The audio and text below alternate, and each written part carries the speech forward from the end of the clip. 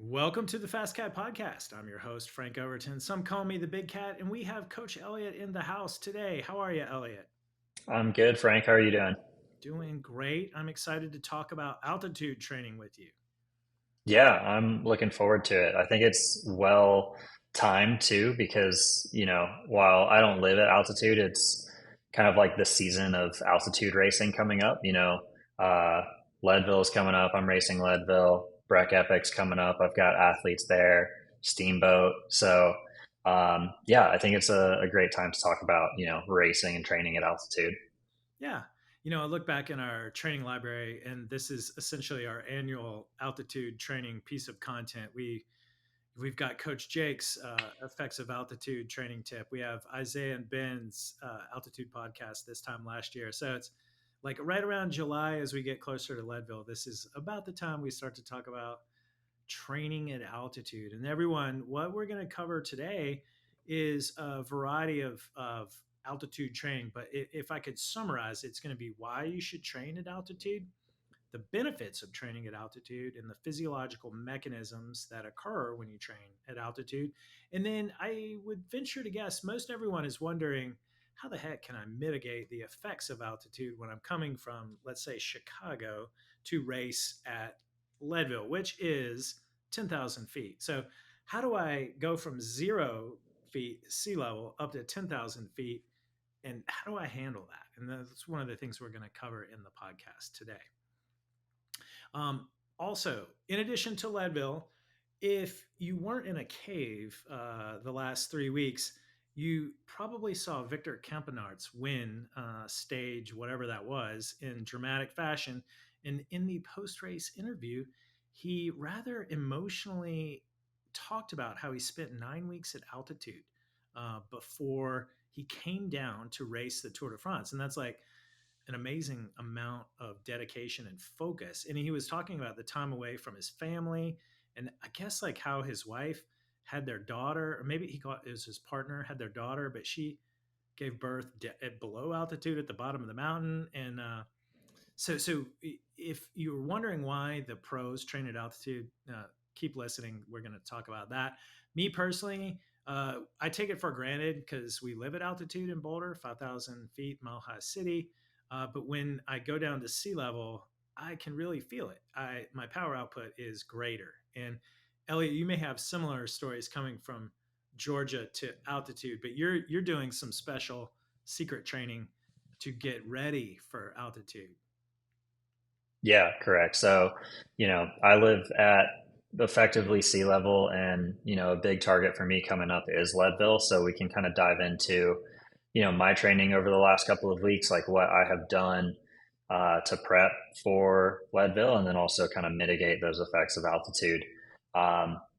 In addition to that, I've also done like altitude camps, too, like in the preseason. And, like you talked about, it's a pretty hot topic right now for like world tour teams. So, we can kind of dive into why that's a benefit and kind of the adaptations and things that you get from that. Yeah, yeah, let's get into it. First, let's do a couple of announcements. The biggest announcement, while everyone else is increasing their prices, we are lowering ours. If you go to fastcatcoaching.com, we have two new subscription tiers. We have what everyone's come to appreciate, the $35 a month, but we'll get you down to $20 a month. You can save 43% if you commit to training with us for a year, and that's the Coach Cat Turbo subscription. We also have a brand new basic tier, $7.99 a month. And that gets you unlimited access to our workout library. So you can send all those workouts to your Wahoo or your Garmin or your Hammerhead, and eventually Zwift when they share their training API with us, which they keep telling us is happening real soon.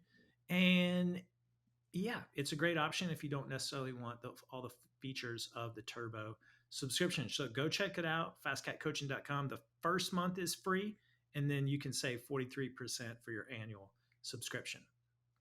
Yeah, and you can ask, if you have any questions about that, you can ask Elliot and I in customer service. We're there every day. Yeah, well, mostly Monday through Friday, and a little bit on the weekend, at least Yeah. me. Some other announcements. Elliot, you want to give a shout out to your athlete Matt who won nationals this past weekend?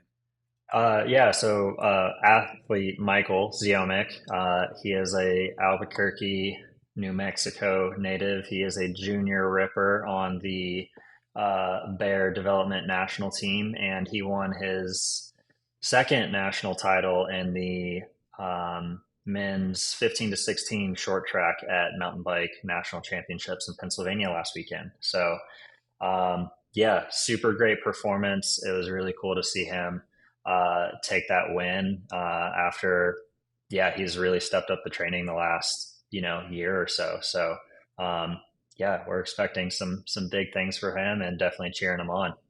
That's awesome. Well, congrats to you both. And I know I'm going to leave out a lot of fast cats, but we want to give a special shout out to Sparky Moore, who had an epic day riding up Mount Evans. She won. And this is a funny story because she's not doesn't have a USA cycling license. She was forced to race. Was it the citizens category? I guess. Yeah, I'm not entirely sure the details. I know it looks like she said she wasn't able to race like the pro race. Yeah. And I haven't talked to her, I'm good friends with her. She's coached by Coach Jake here. Yes. Um, but yeah, just from what I saw on Instagram, it looked like she wasn't able to do the pro race for some reason, down to licensing probably, I think. But she still had the fastest time of the day, and I think by a very significant margin. I think it was like 6 or 7 minutes. So yeah, that's mega. Mega. Congratulations, Sparky, and also to Coach Jake. Long ago, we used to like we used to have this leaderboard for the amount of wins each coach had at FasCat. We stopped it. It was back when Facebook was popular, and we'd post like which coach had the most wins in the past week. And what we the reason why we stopped doing it is because it wasn't objective enough to recognize the personal improvements of athletes that were improving. Not because there's way more to it than just winning, and so we stopped. However, it's still fun to talk about. So yeah, congratulations to you all. And then also, I know there's a lot of fast cat athletes that had amazing performances this past weekend and probably won and podium, but I just don't have the information at my fingertips right now. So congrats to everyone. Way to go.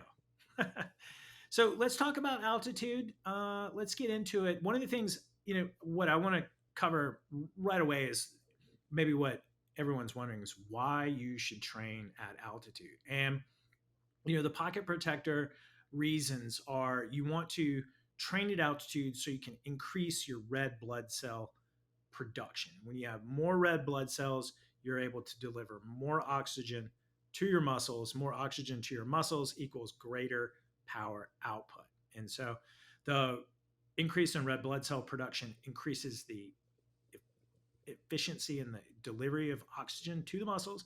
It improves your VO2 max. It increases your mitochondrial density. And there's a variety of physiological benefits that happen when you train at altitude. And the physiological mechanism of training at altitude is, and I think we use this in one of our Ask a FasCat episodes, but there is a hormone called erythropoietin, and it is made in your bone marrow, and altitude stimulates the production of more erythropoietin. I always mess up that pronunciation, but cycling fans may recognize erythropoietin as long form for EPO. We've all heard about EPO in cycling with doping, but it's the same thing. Riders would take EPO to increase their red blood cell production. This is a cancer drug for chemotherapy patients. When they undergo chemotherapy, it crushes their red blood cells. So they need to take EPO in order to increase that back up to a healthy level. And then whatever it was 25 30 years ago, cyclists discovered this and began taking it to increase their hematocrit, and that's cheating. However, what's not cheating is training at altitude, and you can get a little bump in your hematocrit. You can measure your bump in altitude and hematocrit. And when I used to coach some of the Garmin riders, when the altitude camps were becoming in vogue in 2015, 2016, namely Phil, they would measure his hematocrit before camp and after camp. There's a couple of caveats to that. You needed to allow a couple of weeks for the effects of altitude to kick in to where you can measure the improvement in hematocrit, but that's essentially what we are talking about. So you increase your hemoglobin hematocrit by way of increased EPO production, and that enhances the oxygen delivery to your muscles, which equals more power output. And as longtime listeners know, more power output's the name of the game. And so yeah, that's why you want to train at altitude, um, and that's the physiological mechanisms. And then now, what everyone's wondering is like, well, I can't do that. I live at sea level or not at altitude. So what do I do? And so, Elliott, this is where you come in because you have adopted a special strategy. As everyone just heard, Elliott's racing Leadville. He lives at not quite sea level, but it's pretty close. And then where are you now, Elliott? Well, you're in Georgia, I can tell Yeah, from. yeah, But yeah. tell us where you've been and where you're going, and what your Leadville altitude strategy is. Yeah, so I'm at home right now. So, we're about a little less than 3 weeks out from Leadville, and I'm at home for about a week, spending some time at the house and also getting some, quality, kind of last minute training in at sea level effectively with, full oxygen. So I can kind of, quote, like rev the engine like a little high and kind of hit some really high threshold numbers where I might not have that ability to at altitude. Um, Rewind 2 weeks ago, I was in combination of Colorado and New Mexico, kind of doing a block. So I had a really good training block last week. A lot of high altitude time, and then kind of finish things off with a really good Leadville simulation where the goal of this day was, kind of break down the course in regards to like the effort and the altitude that's required based on a certain time, and then replicate that. So it was a heck of a lot of sweet spot. I think it was 2.5 hours of sweet spot, nearly, I love it. over 6 hours. I'm still feeling it, but Yeah. I was What I was altitude were you very at? Sorry to interrupt. You were like at 6, 7,000, 8,000 feet. yeah. So the lowest point on the ride was 7,000 feet. The highest point was just under 11. Mhm. Um, so kind of in that operating range. I spent a lot of time between 9 and 11,000 feet. However, Yeah. so I think for me, like the critical component of that, with Leadville, it starts with um, the I believe St. Kevin's is the first climb. It's about a Mhm. 12, 15 minute climb, and it goes from, I believe it's about 900 feet, and it goes from 10,000 feet to about just under 11,000 feet. So this Leadville simulation ride, what I did was pretty much mimic that exact altitude and that effort, and kind of set that upper limit for myself. And I wanted to set that upper limit because, as we know, as you increase in altitude, power drops. Um, so probably, at least in my opinion, maybe one of the most frequently referenced studies, I think, is the Bassett study that talks about aerobic cycling power based on altitude. Yeah. Like that lives on my desktop. I reference it all the time, whether it's for myself or for athletes. It's really good for me to build out pacing plans because it was this cross reference of these two different studies and seeing the difference in aerobic power as the altitude increases. So, you can say like at Boulder, 5,000 feet, it's probably going to be about a 5 to 7% decrease in power. Mhm. You go up to 10,000 feet and it's like nearly 20% decrease in power. Yeah. Um, so that's a significant difference. And that's why it's really important to kind of do that zone finding and benchmarking if you have the ability to spend time at altitude beforehand. And that's kind of what I was doing. So, I built out a power profile based on this target time and target powers. And I was basically able to do it 3 weeks out that I was, pretty happy with because I was like, okay, cool. Like I spent 2 weeks at altitude. I'm already hitting these numbers. I'm going to go home, get some good quality threshold work in, and then I'm going to go back to altitude, and I'll be there, I think, 12 days before Leadville. So I'll be spending some more time in Colorado and kind of finalizing that prep. Yeah, awesome. So everyone, we will put the link to that training tip in the show notes. You can find it on fastcatcoaching.com. If you just go into the search box, just go to training resources and then training tips, type in altitude in the search box. It'll come right up. It's .com / blogs / training tips / the effects of altitude. And I'm looking at that chart that Elliott's referencing right now. And yeah, your power output just decreases when you go up in altitude. It's just a physiological fact of life, so to speak. And question for you: when you went up to altitude, did you adjust your FTP, and by how much, if so? I I should have. I didn't. However, the threshold that I have in set currently is probably a little low. So when I went to altitude, the threshold that I was using was maybe a little bit more accurate than what it is at sea level.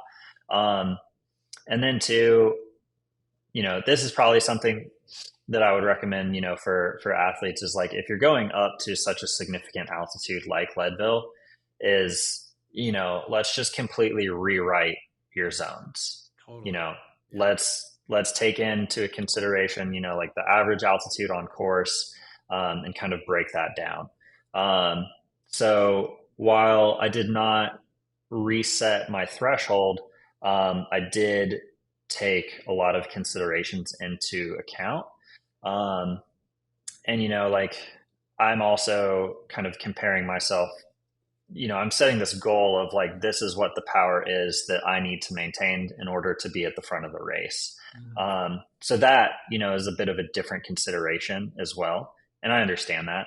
Um, so yeah, I didn't directly adjust my threshold, but I did make some special considerations. And I also too have a lot of power data and time spent at altitude, so I kind of know what those zones are for myself. Yeah. Yeah. And so, listeners, if you're going to be new to altitude and coming up to altitude, there's two take home points of what Elliott's saying. Number one, use the chart on our training tip at Bassett et al. Decrease your FTP by a percentage of how much elevation you're gaining. And that's going to get you in the ballpark for when you reference your numbers. You're going to have to really study your zones, but really what's more important is to feel it and race by feel. If you try to race by power, if you're new to altitude, the potential to go too hard is high. And really, the thing about going by feel at altitude, what feels hard at sea level is the same way that's going to feel at altitude. So that's would you agree with that, Elliot? Is that a safe statement? Feel is feel, whether you're, Mm-hmm. sea level versus altitude, and like that's going to be one of your best metrics for pacing in your zones. The zones, the wattage numbers after that are kind of just to reinforce feel. Is kind of how I've described Yeah, I would probably agree with that. Like I think it. RPE can decouple from power based on a variety of reasons, and I think altitude really is one of those, and that's why it's like, okay, let's take this gross adjustment of power, maybe based on the recommendations of the Bassett study, and then double back on, okay, now I'm going to fine tune with RPE. And we say that because, I get a question a lot of athletes saying, like, should I use heart rate?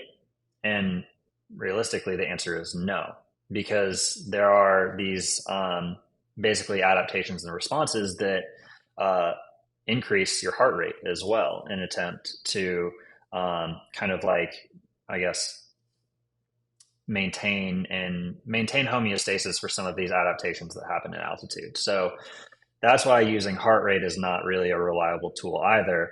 And let's just take it old school and go back to good old RPE. Yeah. If you feel like you're going hard at Leadville, you probably are. Yep. Yeah. The thing you don't want to do, listeners, is not like decrease your FTP. and go by your old numbers. The surefire way to go way, way, way too hard. And so those are the two things we would recommend for starters coming up to altitude from no matter where you're coming. Even us Boulderites or Colorado folks, we still have to do that because we feel the altitude going from 5,000 feet to 10,000. That's just how it works. So even we have to do that. That's how we kind of know about it. And I'll just decrease my FTP by whatever 8%. And the other thing that's fun. This is a fun story.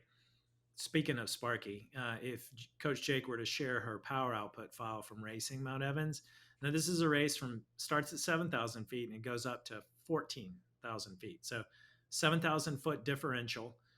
Your power output by the Bassett et al. Is going to decrease by 7 to 14% thereabouts. And I have raced Leadville, not Leadville, sorry, Mount Evans a couple of times with Power Meter, and the power output graph is really depressing because you start off, you're doing your FTP down at 7,000 feet, and it's just this diagonal line trending downwards the whole time you race up. Altitude is increasing, heart rate is staying right pegged at threshold, and everyone that's done it knows that you get up to 14,000 feet, you're pushing like 160 watts, and it feels like you're doing your FTP, or maybe you're not even doing 160. It's just there's not a lot of air up there and not a lot of oxygen to deliver to your muscles, and your power output's lower. The RPE is just as high, and you're just going slower. So that's just how altitude is. Let's talk about other practical applications, Elliott, of altitude training and mitigation. Yeah, definitely. Um, so I guess you have kind of two options essentially, right? If you are lucky enough that you have the means and ability and time to spend a considerable amount of time at altitude beforehand, like that's probably the goal. And when I say considerable amount of time, realistically, we're probably talking about 2 weeks, if not more, especially when we're considering a race like Leadville with that even higher altitude. Mm-hmm. Um, like there are multiple ways that, you could kind of break that down. But if you're doing a race like altitude, you'd probably want to kind of stair step that. I don't want to get off the plane in Denver and immediately haul myself up to Leadville and start sleeping at 10,000 feet. Like that's a really good way to, have a bad time and potentially get maybe altitude sickness. So, if I'm coming from sea level and I'm going to spend 2 to 3 weeks at altitude beforehand, I might spend a week in Boulder, Denver doing some riding, sleeping at that lower altitude first before I head up there. Um, you know, I I kind of talk about it a lot with some of my athletes. There's kind of like, in my opinion, there's kind of these two realms of altitude. There's that first kind of rung, which is like Boulder, Denver, anywhere between like, say, 5 to like 8,000 feet. And then you get to that next rung, which is like, okay, I'm racing at Leadville, I'm racing Breck Epic, I'm spending considerable amount of time over 10,000 feet. Because if you take it back to the Bassett chart, you know, the difference between me and sea level to, you guys in Boulder, that is a similar jump, if not there's a bigger jump from Boulder to Leadville. Mm-hmm. And, I see this a lot sometimes with some of my athletes that like might live at altitude and they're doing a high altitude race. They kind of get complacent with like, oh, well, I already sleep at 10,000 or I already sleep at 6,000 feet. So like, I'm probably okay. Mm-hmm. And it's like, well, you're still going to lose probably about 10% of your power going up there. So it's probably something that we need to be, ready to, adjust, and you need to be familiar with it. So there are kind of those, I guess, varying degrees. And those are, that's probably like, I guess, the most ideal way to prepare for, an event like Leadville. However, most of us don't have that luxury, right? Mm-hmm. If Kevin has, 3, 4 kids at home. He's probably not going to be able to say, bye, I'm going to go spend the next 3 weeks in Leadville training for this bike race. Like, Right. he might be lucky. He might be lucky if he can get out there 2 days in advance, and I have a lot of athletes who are like this too. Um, so we have a bunch of other considerations for this athlete, that also will still fall under the category of like, I spent 3 weeks at altitude ahead of time. Like I'm still going to take in all of these short term recommendations in order to make sure that I have a good day on race day. Um, so, we can kind of dive into some of these a little bit more in detail, but some of them are so pacing and power adjustment, which we've already kind of dove into. That is basically an adjustment based on the altitude that you're at. Reference the Bassett study and the training tip article that we have online. Um, Relying on RPE in accordance with that. So use RPE to like fine tune things. Um, Another thing that you can really do is um, significantly increase your hydration, making sure that you're keeping up the electrolytes, and then also your carbohydrate intake. Um, Reason being is at altitude, your respiratory rate increases, which results in natural, basically faster dehydration. And what that is going to do is decrease your plasma volume, your blood plasma volume. And when you maintain that hydration level, that's going to allow you to kind of retain and then keep up, that blood plasma volume, which will help. And then carbohydrate intake, when you go to altitude, your carbohydrate utilization increases. So, it's always kind of a percentage of carbohydrate and fat that you are burning when you're riding aerobically. And when you're at altitude, that needle swings a little bit more in favor of carbohydrate utilization. So I always recommend like, extra bowl of rice, maybe increase the carbs a little bit more. Um, you know, to a point, it's something that you want to not go too heavy on while you're riding and racing because there can be a component of a higher likelihood of GI distress. Mhm. So, you know, from that, you might want to go just a little bit lower or change up, maybe heavier liquid or, adjust the percentage of liquid versus like solid foods that you eat while riding. Um, so yeah, maybe those are some of like the short term considerations that I think that we would recommend. Yeah. One thing that what Elliott's talking about, we know this from all the ski tourism.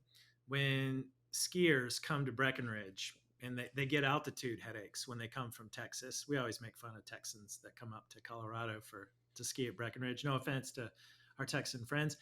However, what happens is, you come out to Colorado, you go to 10,000 feet, and you wake up the first morning with this massive headache. You're dehydrated, and what you want to do is be sipping on a water bottle, maybe a light electrolyte mix, maybe 12, 24 hours before you travel. And then while you travel, and then certainly once you get there and maintain that hydration. And it pays dividends. I've had a lot of athletes come up to Leadville and wake up that morning. Uh, Hopefully you're coming in 2 days before, but sometimes you can't. But day before, just be hydrate and eat well. You should be carbo loading anyway. So Yeah. yeah. What else, Elliot, with regards to what athletes can think of? What if you can't? What if you can only come like the day before or 2 days before? Is anything change? More or less the same recommendations, or what? Yeah, I would say probably kind of the same recommendations. In that scenario, building a power kind of pacing plan is going to be like pretty key. And just being very conservative, because one of the things that, kind of, we were actually discussing this kind of in a coaching meeting yesterday is, in altitude, you kind of want to respect the anaerobic and kind of threshold effort, Hmm. because those of us that are, say naturally gifted with a very strong anaerobic power, we can kind of still do that at altitude. However, there is a very, very significant cost of like, there's going to be a big oxygen debt on the backside of that.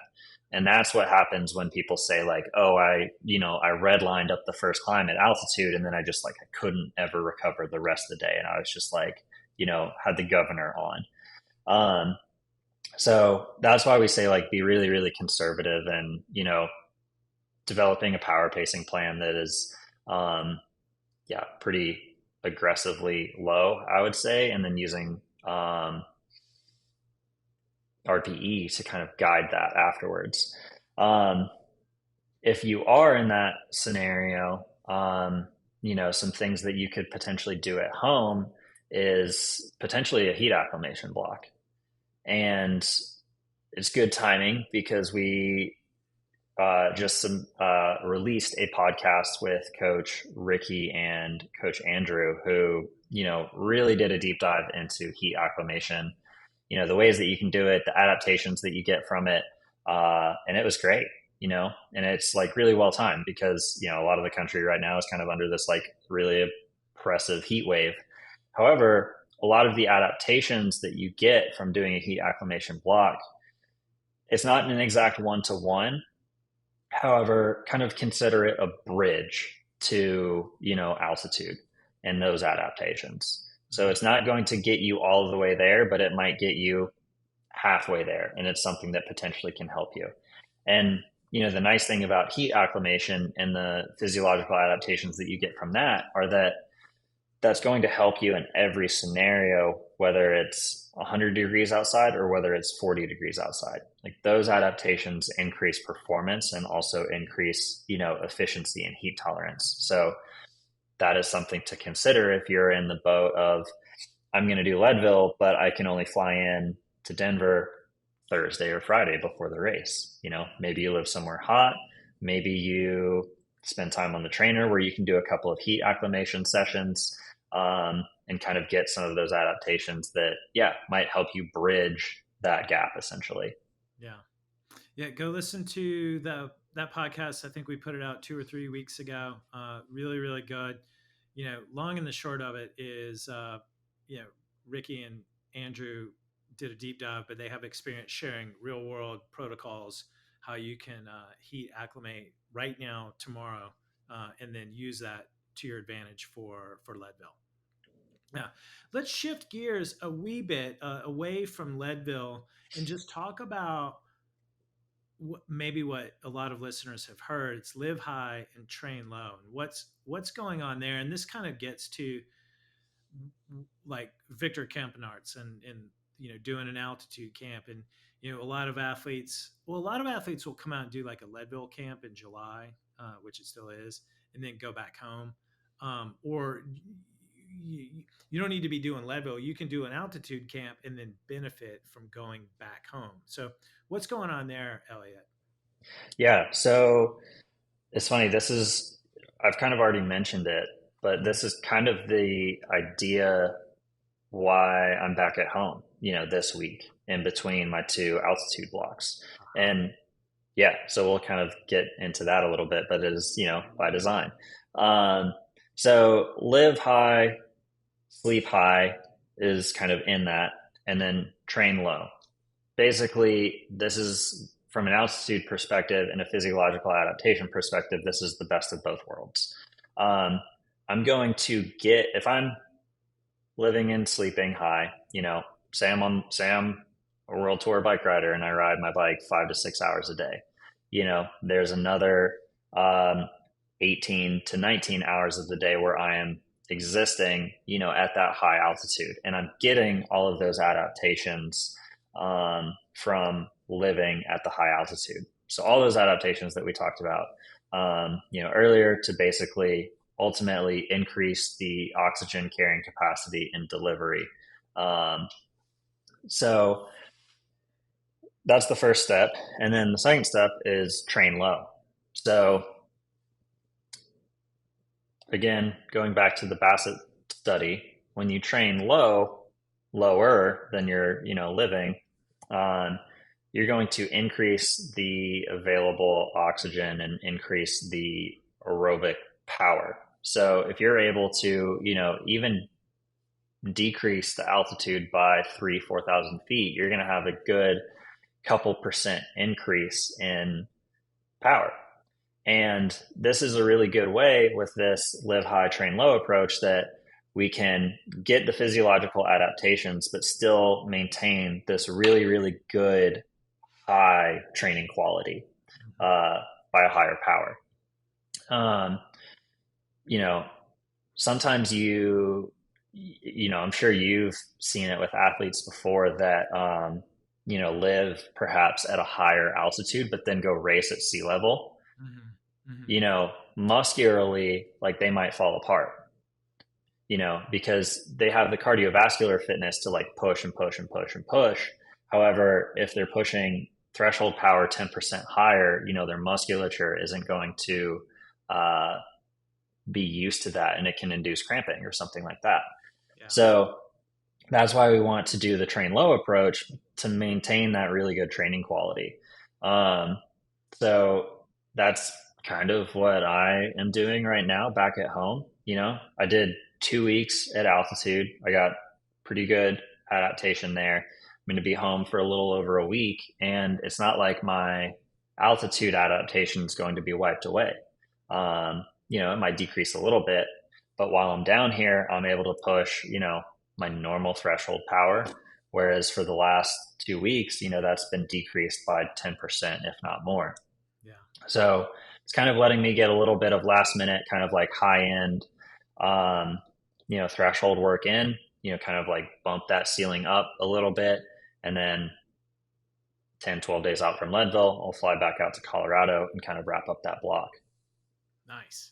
Yeah, yeah. So what Elliot is talking about, and I'll relate this to like World Tour training camp. So let's take a Tenerife altitude camp. So you're uh, sleeping and living at I can't remember the altitude of Tenerife, but it's on a mountain, and the hotels are at the top, and then so that's where you're living and sleeping.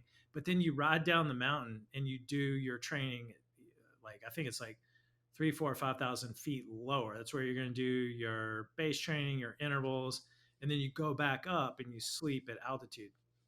That's essentially as it's simply that's what it is. It's the differential in altitude.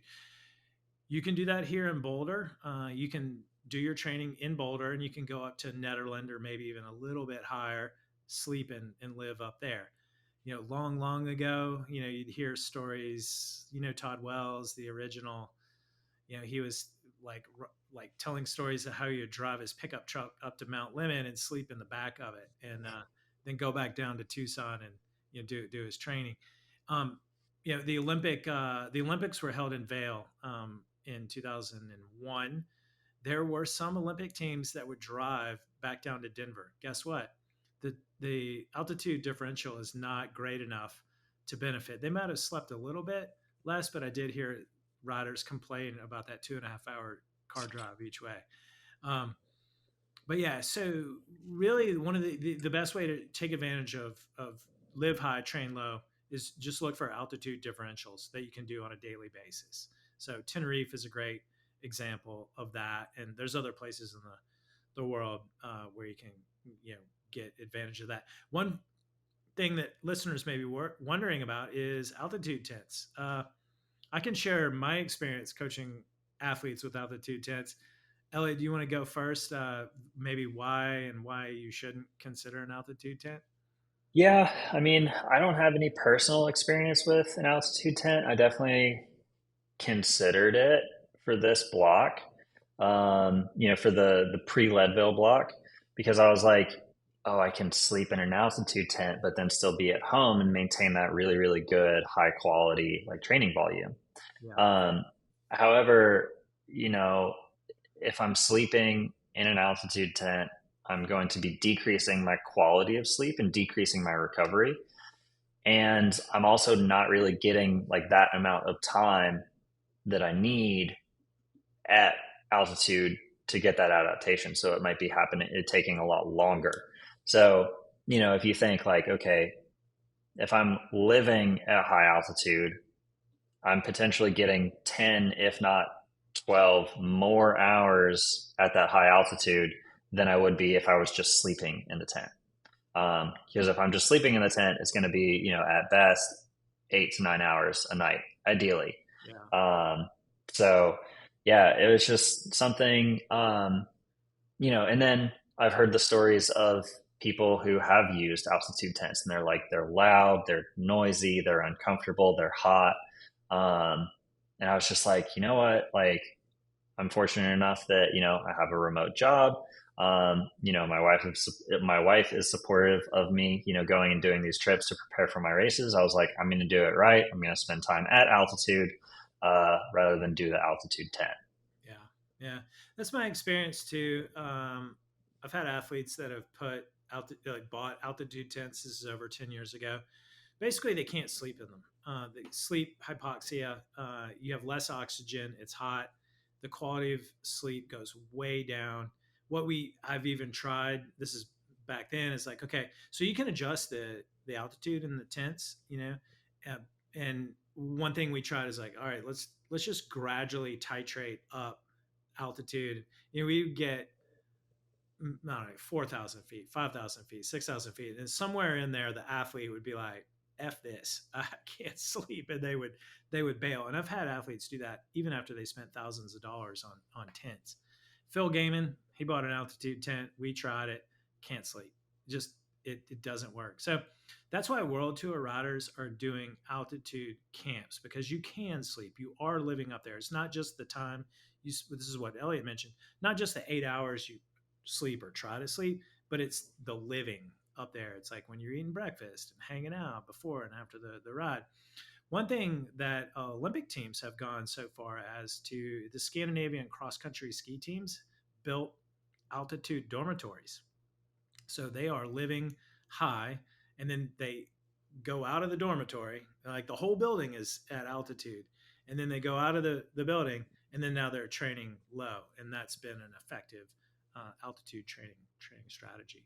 Can't really do that. No, you know, I do have one athlete, Chad. Chad, hello, Chad. Chad talked about wiring up his whole entire bedroom at altitude. I think I talked about of it, but he was thinking about it for a while. He wouldn't have been able to sleep. So anyway, um, it's a better strategy without a tent. That's the TLDR. Yeah, I think it's definitely, the way to go if you have the means, to do it. Yeah, Spending time at altitude, that is, not a tent. that's right. That's the way to do it. Yeah. Well, what else should we talk about with regards to non-Leadville athletes that want to take advantage of altitude training? Um, I think we kind of hit the majority of the big ones. Um, you know, we kind of, we kind of mentioned it a little bit, and there are also additional reasons to do, altitude camps, even if it's not, in preparation for an event at altitude like Leadville. Um, so, like that's why a lot of these world tour teams are doing, altitude camps, because while, I can't remember what stage was it. Was it last Friday or Saturday when they went over the highest point in the tour? Mm-hmm. Um, and it's like only 9,000 feet. It's a little bit lower than what things might be out in Colorado. But if you looked at like their percentage of time in the tour, like above say 5,000 feet, it's probably not a lot. The majority of the tour is going to be done at lower altitude. So these riders are doing altitude camps and spending such a significant amount of time so that they can increase, the oxygen carrying capacity and delivery capacity so that they can work harder. You know, if you have spent a significant amount of time at altitude and then you go back to sea level, um, you feel like you get that next gear, you're on turbo. You're like, oh man, I just found, an extra 10, 15 watts at threshold and I feel great right now. Yeah. Um, I call it sea level It's watts. Like yeah, when I go from here it's to sea level, it feels so good. yeah, exactly. It's kind of similar to what I mentioned with heat acclimation, how the adaptations of heat acclimation benefit you, whether it's hot or cold. It's the same thing with altitude. Altitude adaptations, will benefit you if you live at sea level. So, you can plan those strategically, at certain points. And yeah, that's definitely what we're starting to see. It's definitely a hot topic. Um, but yeah, multiple reasons. I think ultimately maybe one of the most important things about getting to altitude ahead of time, if you are racing, is to just feel what those new power zones, and feel what that lower power and sensation kind of really is. I Wow. think that just getting that familiarity with like, okay, threshold is 10 to 15% lower, getting that familiarity with a much lower ceiling, I think ultimately like that's the most important thing so that you can learn how to pace that event properly. Yeah. Yeah. And don't be discouraged about your lower power output. Everyone else is in the same boat too. So I've had athletes, we just like turn off the power output on their computers, really try to feel it. Don't try to go by watts at all. When especially at the first hour of the race, you'll feel it after the first, usually 30 minutes, usually maybe after the first 5 minutes. But yeah, RPE is king when it comes to altitude racing. Yeah. You made a point a while back. I meant to make a point about that too. The thing about when you go over your threshold at altitude, uh, man, you really pay for it. Like us living in Boulder, we used to do this cyclocross race in Breckenridge. Cyclocross is all about anaerobic power, and like me and my friends, we go out there and we race, and there's like a hill on the first lap, and we all drilled it, and everyone is like limping after the first lap, except for the guys that live in Breckenridge, and they all smoked us. And so when you go over a threshold, when you're at Leadville, when you're doing Breck Epic, and you go really, really hard over for maybe like even like a minute or two, it's gonna you're gonna have to pay back the physiological piper, so to speak, and slow way down. So what the advice is try to avoid that. This is just going to pacing. It's like just let that maybe the faster groups go ahead of you. Keep it in check. It's going to pay dividends later on, and you're not going to get into this oxygen debt, physiological debt, where you have to slow down in order to recover. So really limit the amount of time you spend over threshold, whether that's super threshold, VO2 max, anaerobic capacity. Please no sprinting at Leadville until the very end. And yeah, you'll generally have a much better race experience. Yeah. And it's that point, respect the anaerobic and threshold effort. And I think, you know, I, I hone on it like so much, like racing on RPE, Mm-hmm. because, you know, when you race on RPE, you get this internal gauge of like, is this effort sustainable or is it not? And that can be applied to no matter what scenario or setting you're in. You know, that is applied to if I'm at sea level racing, that can be applied to if it's 105 degrees outside and I'm doing a crit, or if I'm at 10,000 plus feet racing Leadville. When you really feel out those efforts and let RPE be your guide, you get really in tune with that and you can really gauge your effort based on it. So, yeah, I tell that to my athletes all the time, keep it sustainable. Because yeah, if you make it unsustainable, you'll be paying that debt back for a considerable amount of time. Yeah. If not, you might not ever recover from it. So in the race, that is. Yeah. Yeah. Well, everyone, I think the take home is there's benefits training at altitude, and then if you're racing at altitude, RPE is your best indicator of zone. Yeah, just really feel it out.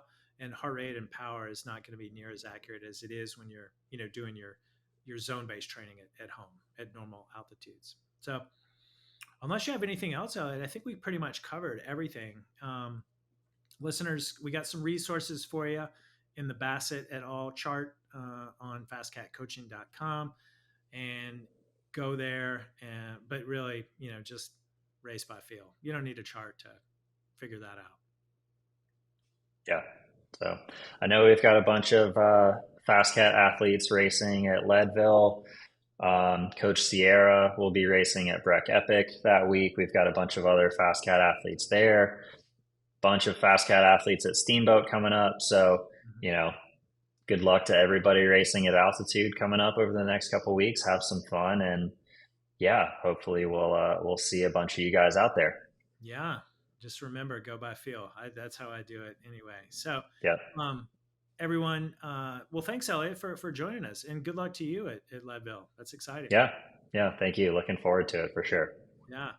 It'll be my Uh, first time. ooh, very, Yeah. yeah. But you've raced So at altitude before, so yeah. Yeah. While I haven't done Leadville, I do have a fair bit of altitude racing experience. So right. Yeah. yeah. Well, good luck. We'll be following along, obviously. And listeners, if you would like to take advantage of what we're talking about with a structured training plan, head on over to fastcatcoaching.com. We have two options for you. So you can get on the FastCat app, like we made an announcement at the beginning. First month is free, no credit card required. Or we do offer one on one coaching for an enhanced, customized, personalized training experience. You can hire Coach Elliott. He will design a custom training plan for you every 4 weeks.